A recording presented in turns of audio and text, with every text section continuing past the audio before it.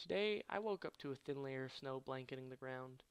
I don't ride in the slick stuff, so I thought today I would show you a new Diamondback bike that was almost never created. Today, I want to show you my new 2017 Diamondback Option. The reason this bike was on the verge of non-existence is because it's really hard to classify. It's a 150 front, 130 rear, air-sprung, single pivot, trail, all-mountain, something. To some, it's just a heavy-duty Atros. To others, it's a simplified release. This is why it almost never saw the light of day. When the new 2016 Atros was being developed, they also tried a 130 travel version like this. They didn't see the need for the option, as they had also just created the release, a 130-150 all-mountain bike that uses level link instead of a single pivot. So that brings up the question, why was this bike made? Turns out, I wasn't the only person to turn their Atros into a long travel version. When Diamondback saw this, they realized that they had a need for an inexpensive, durable, mid-travel trail bike, and this more than warranted the resurrection of the option. So here we are in 2017. Let's go over why I love this bike and what makes it tick. At a first glance, the frame seems almost identical to a 2016 and 2017 Atros, but there are a few changes that make this specifically the option. The biggest of which is the new rear triangle. The new rear triangle has an added support gusset, which not only strengthens it to deal with heavy impacts, but stiffens up the rear end and allows for less twisting of the rear axle. On the seat tube, a rubber seal neatly covers up the entry point for an internal dropper post. The new frame, combined with a stellar spec, allows this to be one of the best bang-for-your-bucks all-mountain bikes that I have ever ridden. Speaking of the spec, gone is the front coil fork, and in its place is a long-needed RockShox Sector Gold Solo Air 150. It's a light, simple, and adjustable air fork.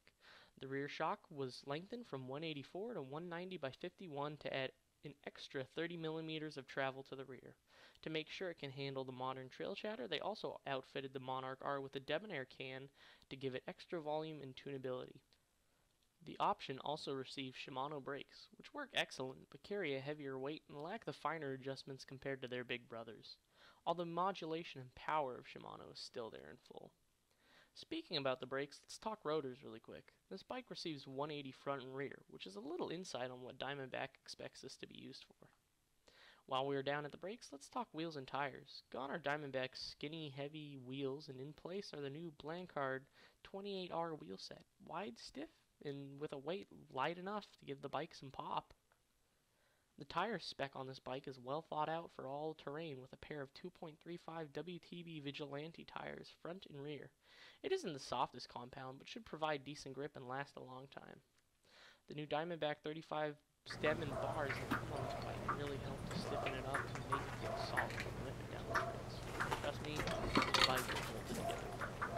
Mounted on those bars is the new shifter for the SRAM NX 1x11. It's a really great feature to see at this price point. With the big granny gear, you can get it up pretty much anything except the cliff. The new SRAM X has a narrow wide to keep the chain on and a clutch to make chain slap non-existent, which is great. The finishing kit, however, isn't anything to get excited about, but it does its job. The Diamondback pedals work well enough and the grips are surprisingly soft. The saddle doesn't fit me well, but it's been okay on the comfort level. I find it amazing you can get a wide-wheeled 1x11 130 air-sprung trail ripper for the MSRP of $2,000, but search around for just a minute and you'll be blown away to see it for $1,800 and even lower. I know it sounds expensive, but in today's world of $10,000 hyper bikes, it's a breath of fresh air to see a company put out a bike with so much value. Well, that's all I've got to say for you guys today, so please drop a like on this video and stop by my channel for more content. This has been Trail Chaser, and I'll catch you later. Bye-bye.